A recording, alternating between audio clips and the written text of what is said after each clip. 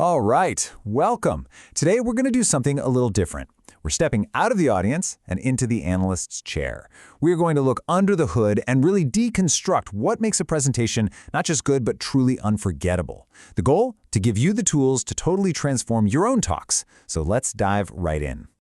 You've been there, right? We all have. You sit through a presentation, it seems fine, but by the time you're back at your desk, you honestly can't remember a single key point. And then there are those other talks, the ones that just stick with you for days, maybe even weeks. So what's their secret? What's the magic ingredient? Well, here's the hard truth. Most presentations are, frankly, forgettable. But here's the really good news. Creating a talk that has real impact isn't about magic. It's a method. It's a skill you can learn. And today, we're basically giving you the blueprint. Okay, so first up, let's frame this as the unforgettable presentation challenge. How do we build something that actually resonates with people, something that doesn't just end up as another forgotten slide deck in their inbox? You know, the secret to giving a great presentation isn't about reinventing the wheel. It's really about learning from the pros. By breaking down what they do, what works, what doesn't, we get these incredibly valuable insights into communication strategies that are already proven to be effective. And that brings us right to the blueprint for a great talk. See, the best presentations, they aren't just random acts of genius. They follow a clear, learnable structure. So let's break down what those core components actually are. Here they are, the 4 pillars of pretty much any great talk you've ever seen. First, engaging content. This is about finding the human story in your data. Second, a really clear structure, which basically takes your audience on a journey. Third is a strong delivery. Quick tip here? Vary your pace. You can speed up when you're excited and then slow right down for emphasis.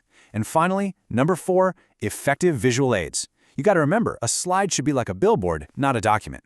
If you can master these 4, you are well on your way. Now, let's zoom in on structure for a second. Think of it like the skeleton of your talk. Seriously, without a strong backbone, everything else just kind of collapses. It's that logical flow, that clear beginning, middle, and end that keeps your audience from getting lost and turns a bunch of information into a story they can actually follow.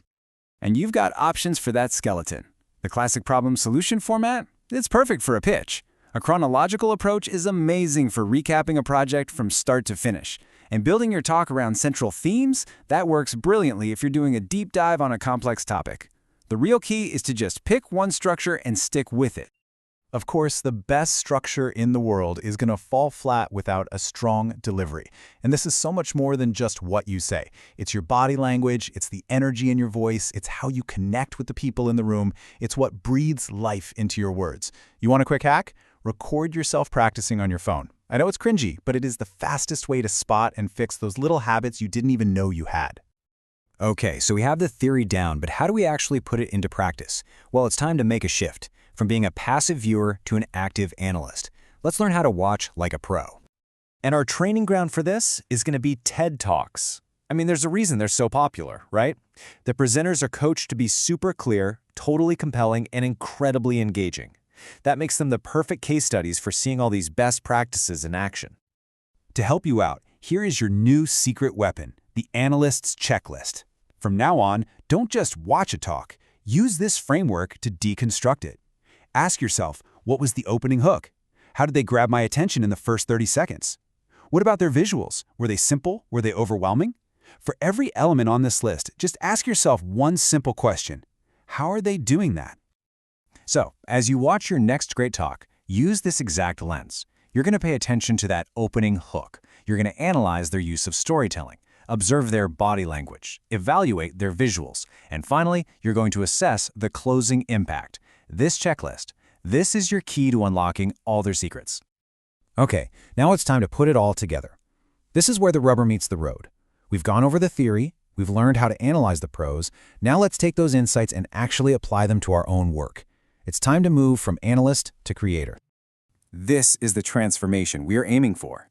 This is the big shift. You're no longer just a passive viewer who might watch something for entertainment but then immediately forgets the message. No. You are now an active analyst who can pinpoint the specific techniques that make a presentation work and, just as importantly, what doesn't. So for your next talk, you're going to apply these lessons. You're going to ask yourself, how can I really adapt my content for this specific audience? How can I improve my delivery, my presence? How can my visuals truly support my message instead of just repeating it? Practice, but practice with these new insights front and center. And that is the ultimate goal here. You see, analyzing and critiquing isn't just some academic exercise. It's the training ground. It's what transforms you into a more effective, a more confident, and a much more impactful creator. So, as we wrap up, I want you to remember this. Your next presentation, it's not just another task on your to-do list. It is a blank canvas. And now, armed with all these new analytical tools, the only question left is, what story will you tell? What impact will you make? What will you create?